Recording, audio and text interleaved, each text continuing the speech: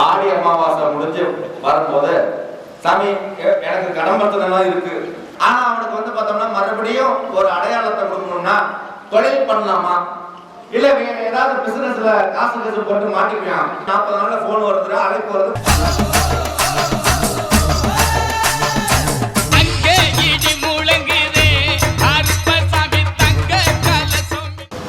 நான் கர்ப்பசாமி மறுபடியும் நான் ஊருக்கு பேர் நான் உத்தரவிட்டு கோயம்புத்தூர் முயற்சி நான் கர்ப்பசாமி மறுபடியும் கோயம்புத்தூர் முயற்சி அவங்க எல்லாரும் கால் வளர்ந்து. அதனால 18ஆம் கர்ப்பசாமி விளக்காடி எல்லாரும் கோயம்புத்தூர். கர்ப்பசாமி ஒரு வேலை ஒண்ணு கொடுத்துருந்தேன், அந்த வேலை எடுத்துருச்சு. அவன் கால மத்தெல்லாம் இருப்பான். கர்ப்பசாமி பையனுக்காக வேலை வந்திருந்தேன். ஆடி அமாவாசை முடிஞ்சு வரும்போது சாமி எனக்கு கடம்பத்தனம் இருக்கு, அப்படி இருந்தாலும் மகன் வந்து பார்த்தோம்னா செஞ்ச வேலையா விட்டுட்டான்.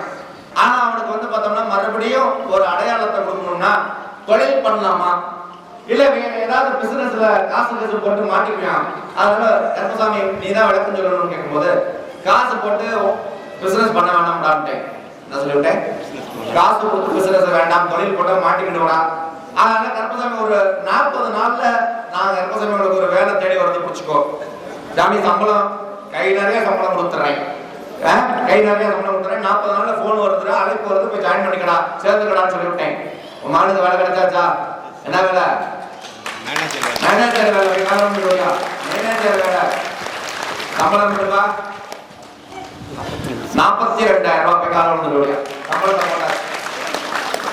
இப்ப கைக்கு பைக்கு பொருளாதாரத்துக்கு எந்த ஆபத்து இல்லாம காப்பாத்தி கொடுத்து உன்னுடைய கடனையும் கர்ப்பசாமி சேர்த்து தீர்த்து கொடுத்துறேன்.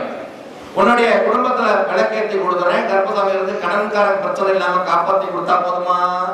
உனக்குன்னு ஒரு தொழில் தானம் கைக்கு பைக்கு பொருளாதாரத்துக்கு நான் இந்த முன்னேற்றமா அமைச்சு கொடுத்தா போதுமா? அமைச்சு கொடுத்துறேன், பயன்படுத்திக்க. அப்படி அமைச்சு கொடுத்துறேன். சம்பளம் வாங்கிட்டு பார்த்து சொல்லுவோம், காப்பாத்தி கொடுத்துறேன், மேலும் வளர்த்தி கொடுத்துறேன். கர்ப்பசாமி மறுபடியும் ஊருக்கு பேர் உத்தரவிட்டு